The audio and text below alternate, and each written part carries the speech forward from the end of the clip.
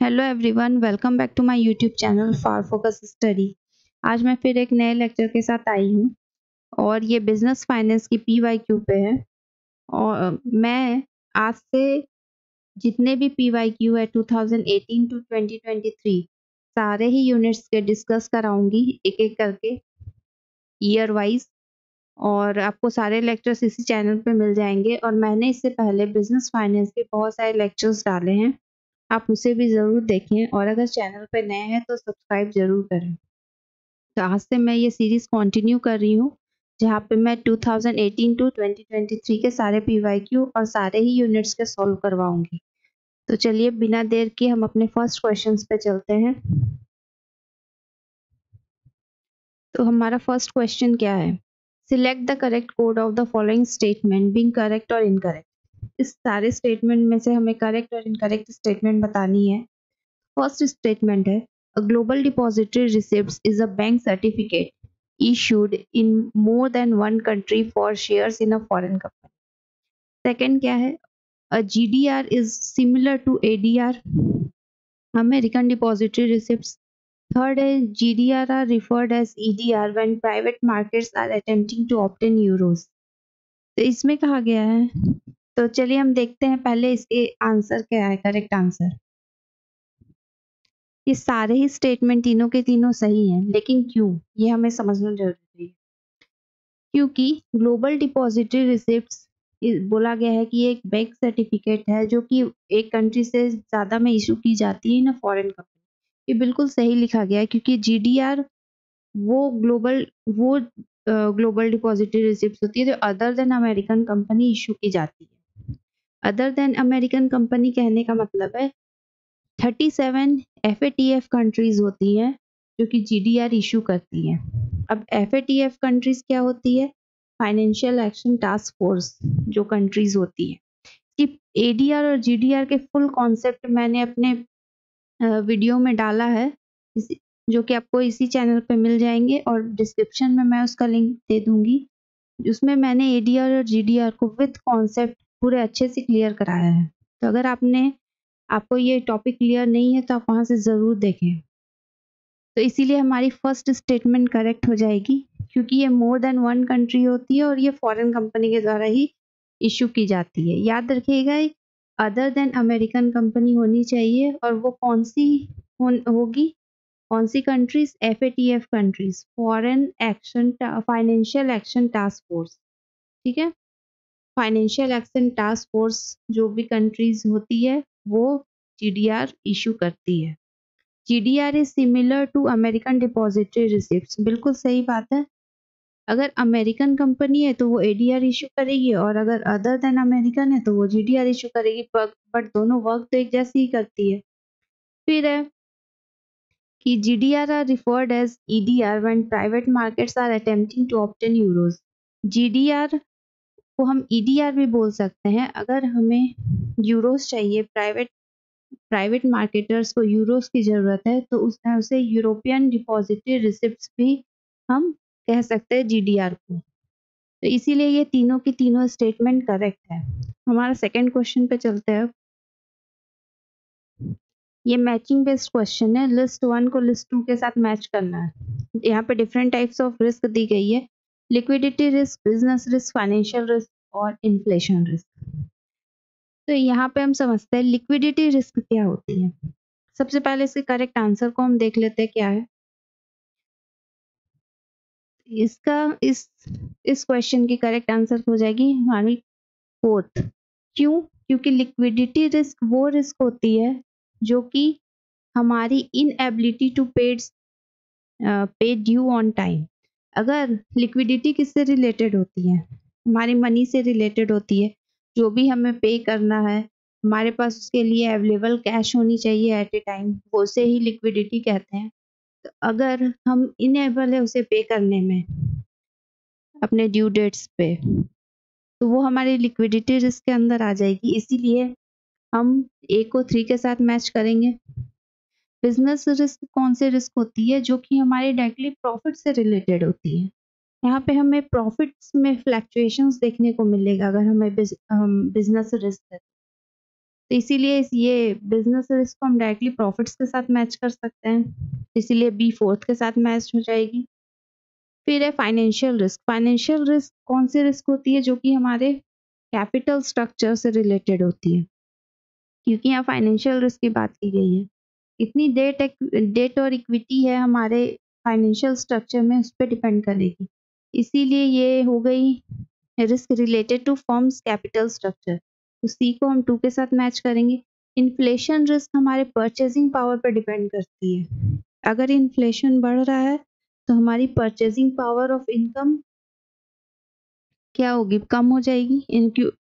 इसीलिए ये रिस्क किससे रिलेटेड है? परचेजिंग पावर ऑफ इनकम से, इन्फ्लेशन रिस्क। तो इसीलिए हम डी को 1 के साथ मैच कर देंगे। तो ये थी डिफरेंट टाइप्स ऑफ रिस्क। अब हम चलते हैं हमारे थर्ड क्वेश्चन पे।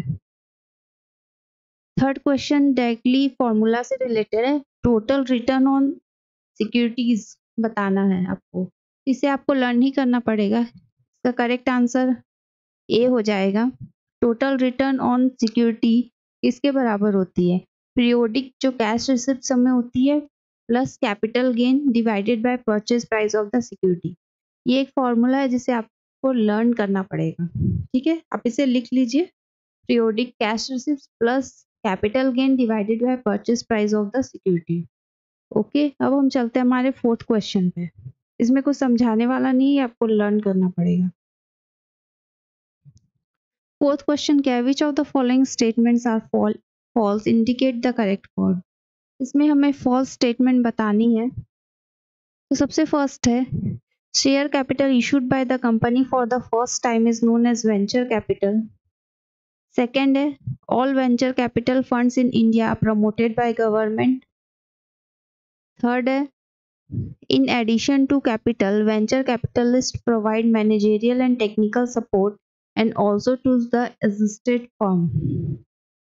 और फोर्थ स्टेटमेंट है, benefit from venture capital financing can be realised in long run only. चलिए देखते हैं इसका करेक्ट आंसर क्या है। इसका करेक्ट आंसर है only A and B false है। क्यों फॉल्स है उसे हम समझते हैं। बोला जा रहा है फर्स्ट में, ए में, कि share capital issued by a company for the first time is known as venture capital. नहीं, इसे वेंचर कैपिटल नहीं कहा जाता है। जो भी company share capital first time issue कर रही है उसे आईपीओ कहा जाता है, ना कि वेंचर कैपिटल कहा जाता है, इनिशियल पब्लिक ऑफरिंग। इसीलिए ये फर्स्ट स्टेटमेंट रॉन्ग है। सेकंड में क्या बोला गया? All venture capital funds in India promoted by government. ये भी गलत। गवर्नमेंट वेंचर कैपिटल्स को प्रमोट नहीं करती, ठीक है? ये प्राइवेट होती हैं और ये मीडियम टर्म और जो न्यूली एस्टैब्लिश बिजनेस होती है उसे प्रमोट करती है। तो इसीलिए ए और बी रॉन्ग है, बाकी सी और डी करेक्ट है।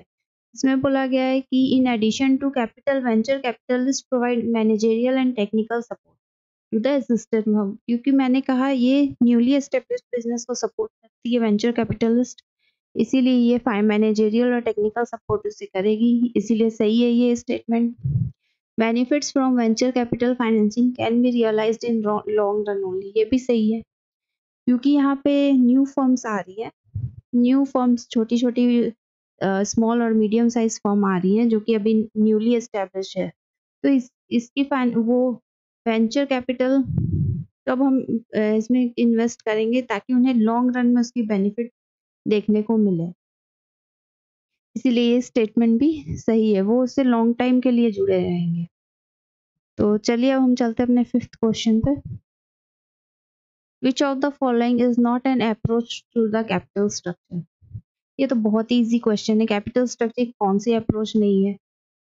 Gross profit approach, net operating income approach, net income approach, या Modigliani and Miller approach. तो ये तो बहुत इजी है। ग्रॉस, इसका आंसर होगा ए, ग्रॉस प्रॉफिट अप्रोच, क्योंकि बी सी डी ये तीनों ही अप्रोचेस है कैपिटल स्ट्रक्चर की। ग्रॉस प्रॉफिट अप्रोच जो कि कैपिटल स्ट्रक्चर की नहीं है। अब हम चलते हैं अपने सिक्स्थ क्वेश्चन पे। Which of the following statement is false. इसमें से हमें फॉल्स स्टेटमेंट बतानी है।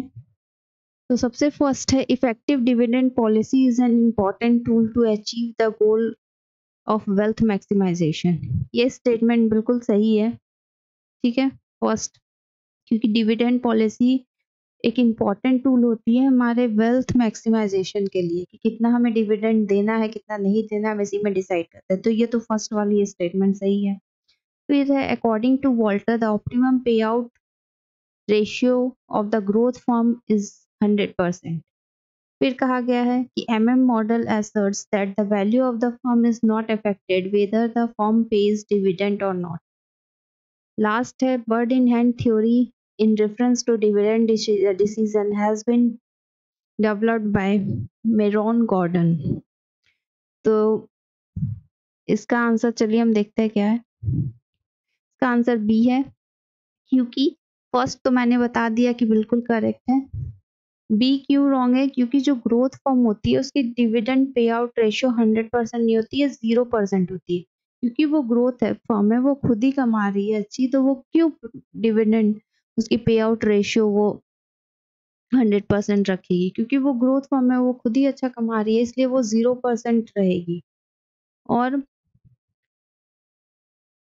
इसीलिए बी हमारी यहाँ पे फॉल्स हो जाएगी।